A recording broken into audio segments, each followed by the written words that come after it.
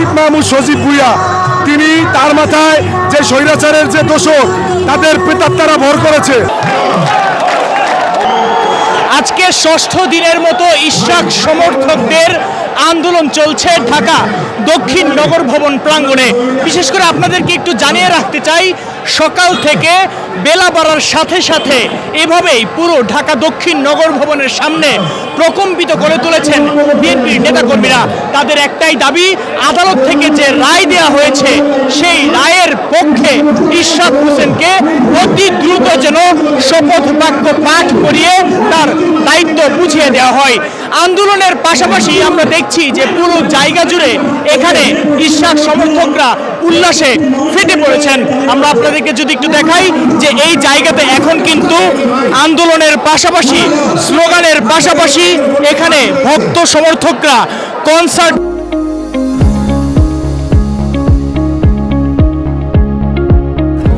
মাধ্যমেও কিন্তু তারা আনন্দ উল্লাস করছেন।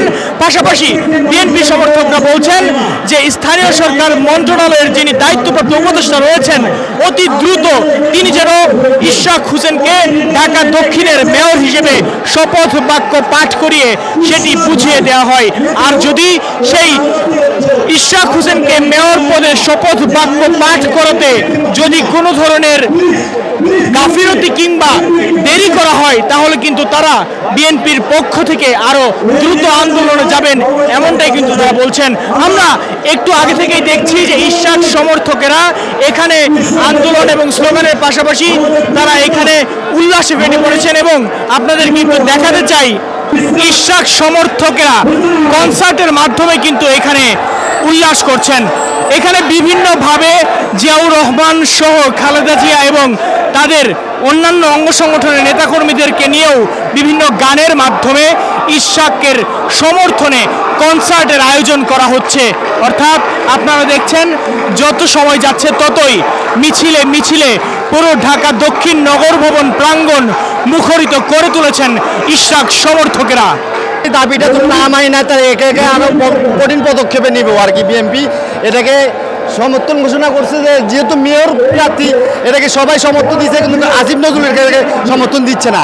এই কারণে এই যে ঢাকা শহরে যত আন্দোলন সব জেলা ডিস্ট্রিক্ট থেকে লোকজন আরও ঢাকা কর্মসূচি দেওয়ার জন্য অংশগ্রহণ করবে, এটাকে শক্ত পদক্ষেপ নেওয়ার চিন্তা ভাবনা করবে। এটা আসিফ নজরুল সুমন ভুঁইয়ার কারণেই এই পদত্যাগ আন্দোলনটা চলতেছে আর কি। এটা বিএনপির আরো কঠিন কর্মসূচি হইব, এটা যদি না হয়, এটা যদি না দাবি মানে তাহলে আর কঠিন পদক্ষেপ নিব। আপনারা জানেন অনেক দিন ধরে এই আন্দোলন চলছে।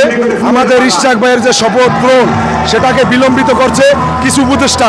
আমরা তাদেরকে হুঁশিয়ার করে বলে দিতে চাই, আপনাদের মাথায় যে প্রেতাত্মাদের যে স্বৈরাচারে যে প্রেতাত্মাদের ভূত যে মাথায় চেপেছে, আমরা তা জনগণ ঢাকাবাসীকে নিয়ে আমরা তা প্রতিহত করব এবং যতক্ষণ পর্যন্ত এই আন্দোলন এই দাবি আমাদের মেনে নেওয়া না হবে ততক্ষণ পর্যন্ত এই আন্দোলন চলবে।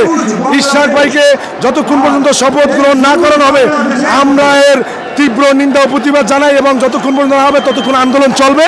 ঢাকাবাসীকে নিয়ে এই আন্দোলন করবো আমরা। আসিফ মাহমুদ সজীব ভুঁইয়া তিনি তার মাথায় যে স্বৈরাচারের যে দোষর তাদের প্রেতাত্মারা ভর করেছে, আমরা তাকে হুঁশিয়ার করে বলে দিতে চাই অবিলম্বে এই ইশরাক ভাইয়ের যে শপথ গ্রহণ পাঠ করুন, অন্যথা আমরা আপনার পদত্যাগ নিয়ে রাস্তায় নামবো।